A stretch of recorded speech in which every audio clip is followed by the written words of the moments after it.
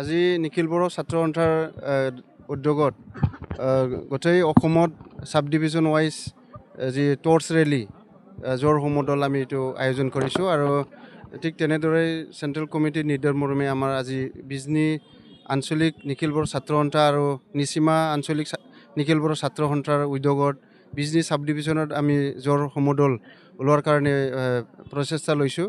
কাৰণ আমাৰ 2020 চনৰ 27 জানুৱাৰী যিটো আমাৰ শান্তি চুক্তি হৈছিলে বিটিআৰ একৰ্ড সেই বিটিআৰ একৰ্ডৰ দফা আজিলৈকে ৰূপায়ণ হোৱা নাই এই ৰূপায়ণৰ দাবীত আমি আজি জোৰ সমদল কাৰ্যসূচী হাতত লৈছোঁ আৰু এতিয়া পাৰ্লিয়ামেণ্ট সেশ্যন চলি আছে ভাৰতত এই পাৰ্লিয়ামেণ্ট সেশ্যনতে আমাৰ বিটিআৰ একৰ্ডৰ যিখিনি দফা কাৰ্যকৰী কৰিব লাগে ইমপ্লিমেণ্টেশ্যন কৰিব লাগে এইটো পাছ কৰিব লাগে আৰু 280 আৰ্টিকেলৰ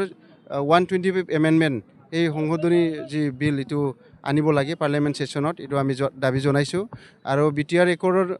মৰ্মে বহুত দাবী ইয়াতে আছিলে BKWAC বড়ো সাহিত্য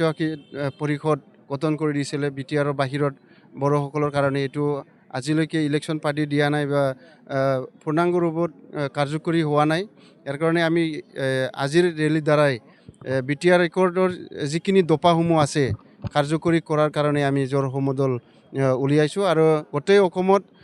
মহকুমা পৰ্যায়ত আজি জোৰ সমদল হৈ আছে আৰু আমিও বিজনী আঞ্চলিকত আজি বিজনী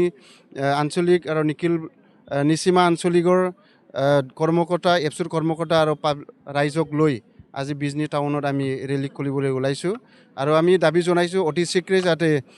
বিটিআৰ একৰ্ডটো যিটো শান্তি চুক্তি বুলি এটা নামাকৰণ দিছে ভাৰত চৰকাৰ অসম চৰকাৰে এইটো শান্তি যদি আপোনালোকে স্থাপন কৰিব বিচাৰিছে পিচ যদি আপোনালোকে এষ্টাব্লিছ কৰিব বিচাৰিছে তেনেহ'লে বিটিআৰ একৰ্ডৰ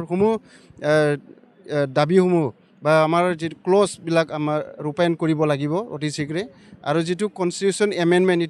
সেইটো পাৰ্লিয়ামেণ্ট সেশ্যনতে আনিব লাগে নহ'লে আমাৰ নিখিল বড়ো ছাত্ৰ সন্থাৰ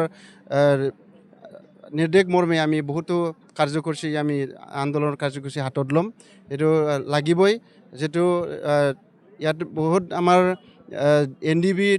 গোটেই গ্ৰুপক আনি পেলাই ইয়াতে শান্তি এটা চুক্তি কৰা হৈছিলে কোনো উগ্ৰপন্থী জংঘলত নাৰাখি সকলোকে আনি ইয়াতে বিটিআৰ নামৰ এটা চুক্তি হৈছিলে UBPও